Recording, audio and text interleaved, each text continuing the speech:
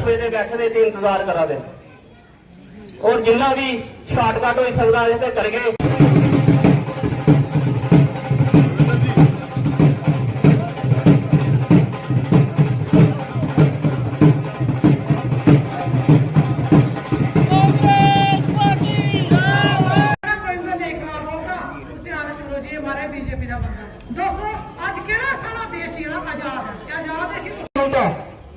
और गरीब लोग सारे इतना कमजोर हो चुके हैं कि उन्हें ये जिले इस सरकार ने बीजेपी सरकार ने सारी योजना जरिया गरीबों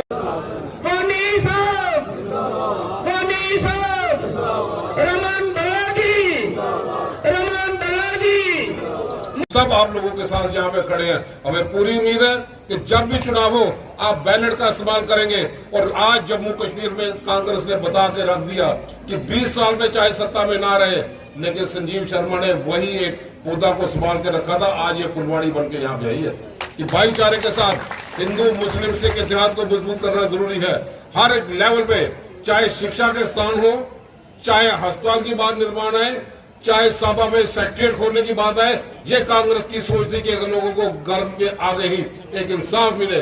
लेकिन आज की सरकारें जो दावे तो बड़ा करती हैं लेकिन जमीनी स्तर पे नहीं।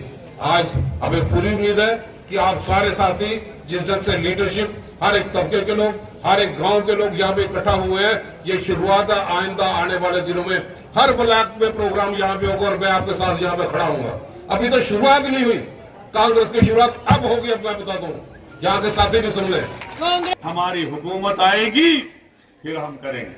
अरे भाइयों मुझे बताओ, 2014 से आपकी सरकार सेंटर में, 2014 से आप यहाँ, आपने 9 साल से इलेक्शन नहीं कराया। आपकी गवर्नमेंट, आपका एलजी जब अच्छा खाना होता है, जब कोई अच्छी चीज हो जाती है तो रविंद्र राणा चिल्लाता है। ये हमने किया, बीजेपी ने किया। जब हम बोलते हैं डेली वेजरों को परमानेंट करो, जब हम बोलते हैं बेरोजगारों को रोजगार दो, जब हम बोलते हैं विधवा का पेंशन बढ़ाओ, जब हम बोलते हैं आंगनवाड़ी की तनख्वाह बढ़ाओ, तब बोलते हैं जी हम जब आएंगे तब आपका जो है मसला हल करेंगे।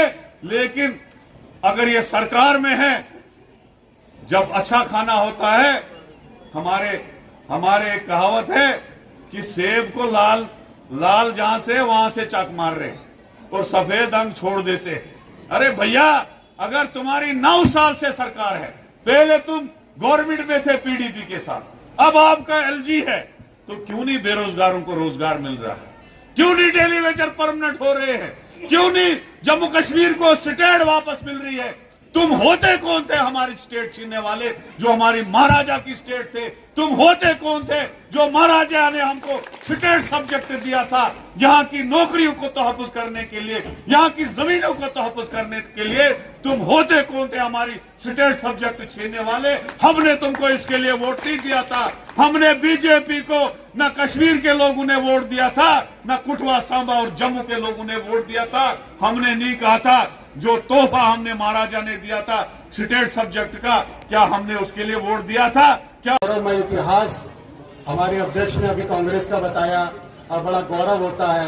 एक बात इन्होंने कही कि जम्मू कश्मीर स्टेट का जब दर्जा छीना, तो शायद मुझे पता नहीं कि यहाँ के लोगों को क्या कह के छीना होगा, लेकिन बीजेपी के जो मानसिकता थी दिल्ली के अंदर, उसके वर्कर की मानसिकता का सोचिए कि 370 जो हटा के वो कहते हैं जम्मू कश्मीर के लड़कियों से अब शादी कर सकते हैं, ये मानसिकता वो बताते हैं। विकार रसूल साहब कह रहे थे कि शादी नहीं हो रही है लड़कियों की, लड़कों की शादी तो बहुत दूर की बात है।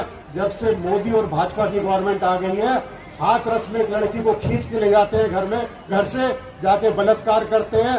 पुलिस उस लड़की की लाश को खींच के ले जाती है, खेतों के बीच में ले जाके मट्टी का तेल छिड़क के उसके बाप के ऊपर पिस्तौल लगा के उसको जला दिया जाता है। और उसके विरोध में जब लखीमपुर खीरी में प्रियंका गांधी जाती है, तो इसी सरकार का होम मिनिस्टर, जिसका लड़का, उसके विरोध में जो आदमी बैठे हैं, 5 आदमियों को गाड़ी के नीचे कुचल के मार देता है। और बड़े गजब की बात है कि आज भी वो होम मिनिस्टर सरकार में बना हुआ है।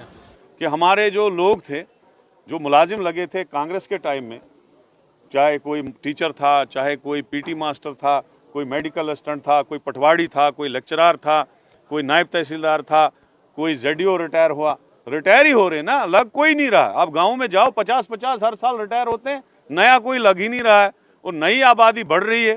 तो लोगों को भूखमरी का शिकार लोग हैं, लोग परेशान हैं। तो यही मिशन लेके राहुल गांधी भी चल रहे हैं और हम भी यही मिशन लेके लोगों में आए हैं। तो मैं सांबा के लोगों को, जम्मू के लोगों को, कुठवा के लोगों को अपील करता हूं, जब राहुल जी आएंगे उनका पूरा स्वागत करें। और जब लोगों की लहर उठती है तो सरकार को झुकना पड़ता है, तो सरकार को हम झुका के ही दम लेंगे और लोगों को रोजगार भी दिलाएंगे, महंगाई भी कम करवाएंगे और इस स्टेट को भी अपना दर्जा जो है वापस दिलवाएंगे। Thank you.